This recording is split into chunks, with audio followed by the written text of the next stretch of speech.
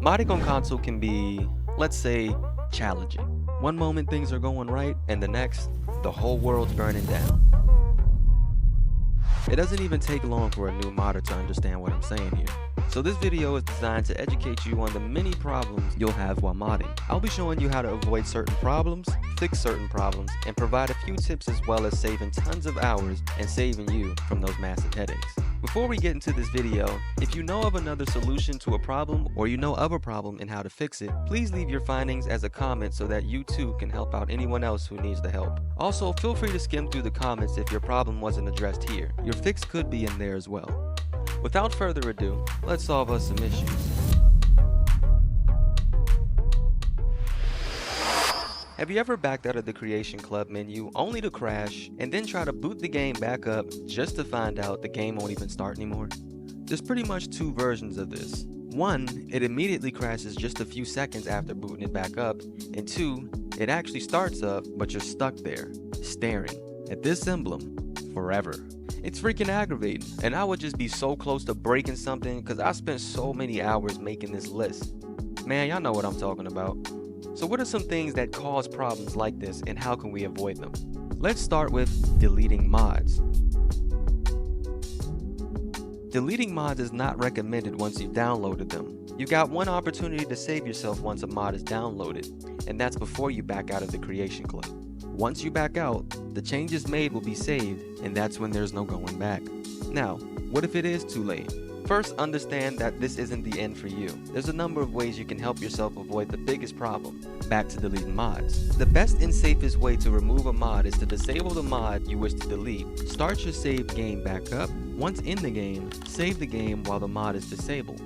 Go back to the mod and then delete it. Hard reset your entire system by holding down the power button or unplugging it.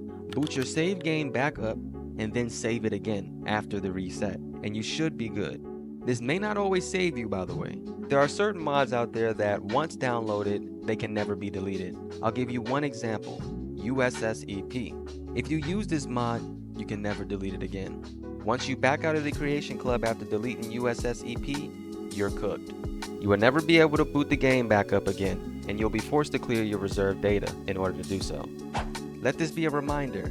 You must always, and I do mean always, clear your reserved data cache before you download a brand new list of mods. Mods do linger and they do cause problems. Make sure to avoid deleting mods with similar importance such as lighten mods. For example, ELFX and Lux.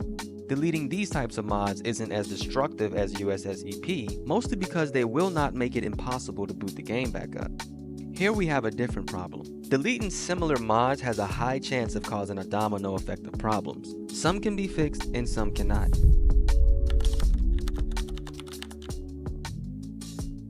Have you ever deleted a mod only for it to float back up to the very top of your load order? And then you can't disable it or enable it? Even when you delete it again, it just won't go anywhere? That's an indicator that you'll have to remember. That mod is a mod just like ELFX, and it will linger even if you manage to delete it. I'm going to call this an after image. A hard reset is likely to fix this, but again, know that some files were left behind, so some things are still taking effect. If it doesn't fix it, then you have another option, re-downloading the mod again. You can also try deleting it again, which might work as well. This problem is very similar to the next problem you can run into. This will probably blow your mind as you may not even notice is happening to you. How many of you have noticed that sometimes when you delete a mod, the game never actually gives you the space back for it? This happens more often than you think. This problem is one side of a major problem called ghost space. The game actually thinks it's still downloaded, and we'll call this issue number 1 for clarity. So how can you get your ghost data back? It's simple, yet many people won't have the luxury to fix it this way, depending on your available space. To fix issue number 1, simply download it again, and then delete it one more time. Your space will be returned right back to where it needs to be. Now some of you are probably wondering, well, Blackie Chan, you said this is just one side of the ghost space problem. What about the other side, or sides if there are more? This problem we'll call issue number 2. Having enough space to download a mod, but the game says you don't. If you have issue number 1 and you can't download the mod again because of issue number 2, this tip will fix issue number 2 so you can fix issue number 1 and get your data back. So, how to fix issue number 2? The problem is the club itself. No matter the mod, you must have at least double the mod size in available space. Let's say you have 1000 megabytes left of your available space, and the mod you want is 600 megabytes. You will get this message. The reason you got this message is because 1000 megabytes is not twice the size of 600 megabytes. It won't be able to be downloaded until you hit 1200 megabytes, or 1200. In other words, this is just 600 times 2. You want to take your mod size and just double it every single time, and you need that amount of space. For those having difficulty with the first explanation, every new mod you download must not be more than 1/2 of the space you have available.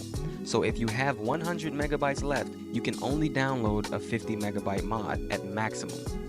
The best way you can maximize the amount of space you have, delete smaller mods until you have enough available space for the new mod, and then re-download the smaller mods you just deleted from largest to smallest. Always remember, largest to smallest.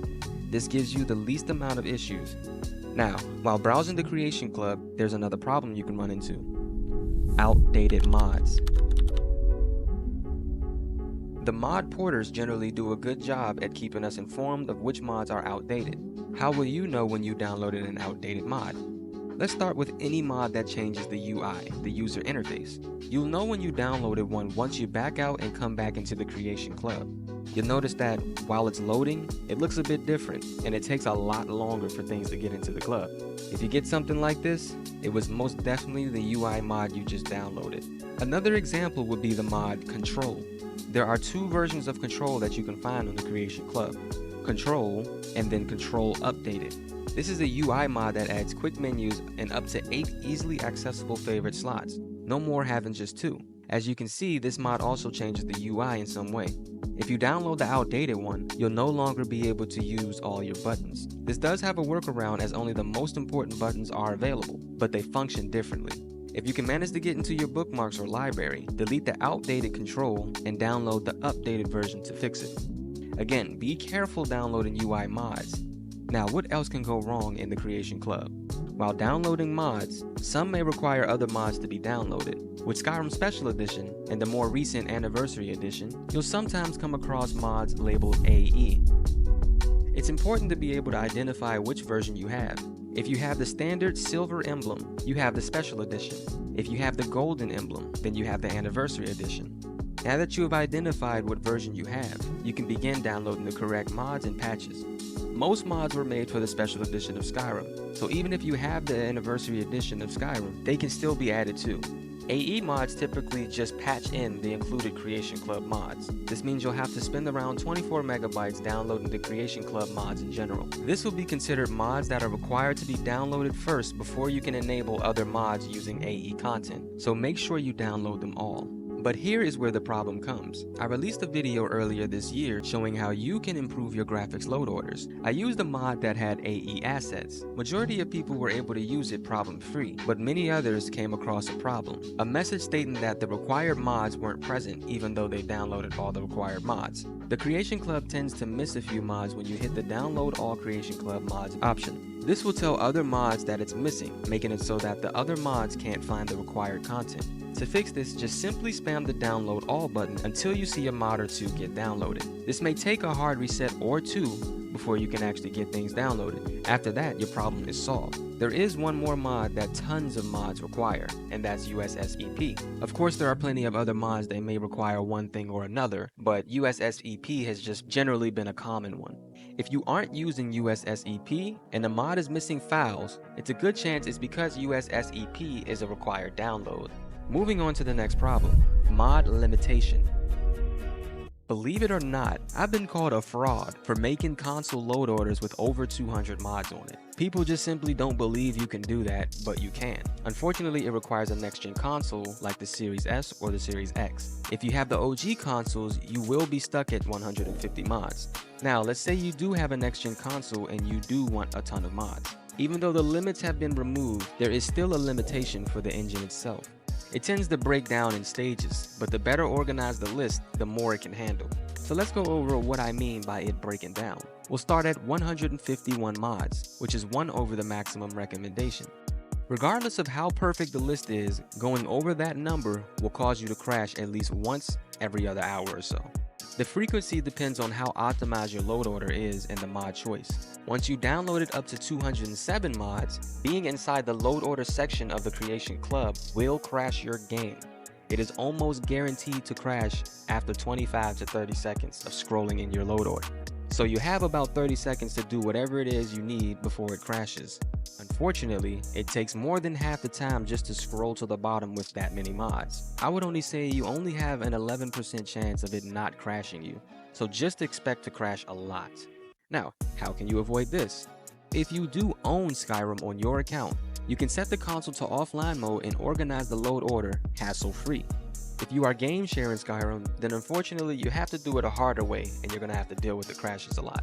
Best thing you can do is to load in as fast as you possibly can and scroll down as fast as you possibly can before the pictures load in. I believe the reason why it's crashing is because it's trying to load all 250 pictures or whatever, all 200 plus mods that you have, plus whatever's being loaded in the Creation Club, in your library, in your favorite. It's doing so much all at once and it just can't handle it. That's what I believe at least. Now, from my experience, this has a high chance to add up to 1 full minute and very rarely a few minutes of actually moving up and down your load order.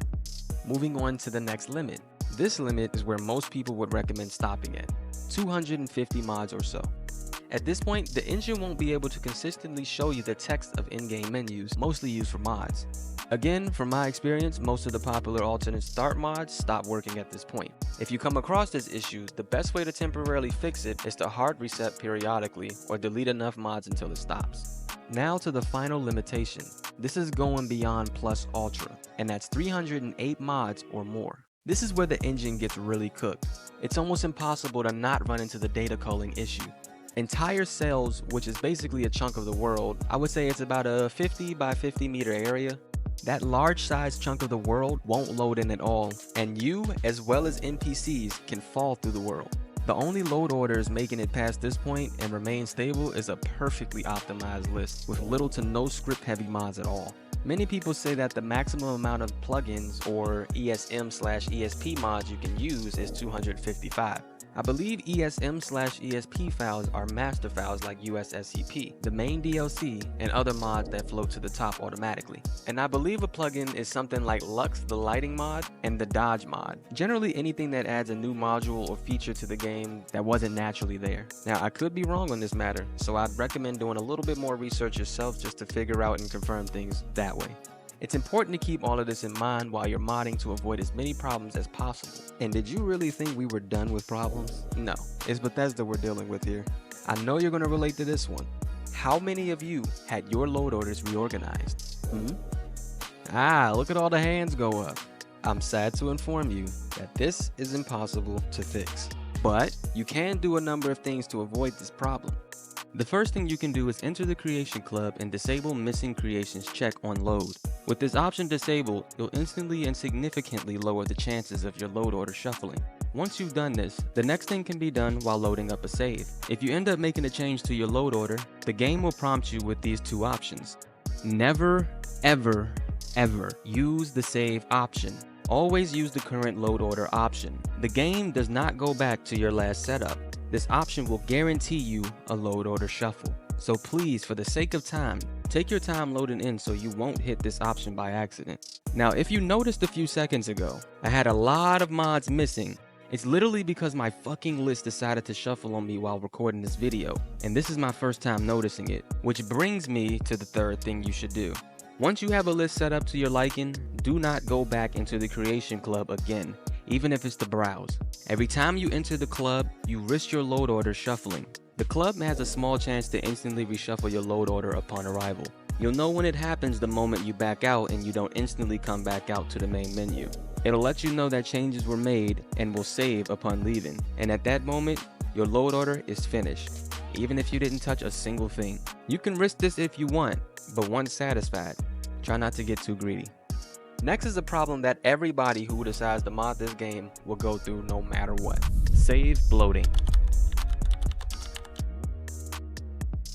To avoid overcomplicating this, I will explain things as simply as possible without going too deep into unnecessary details.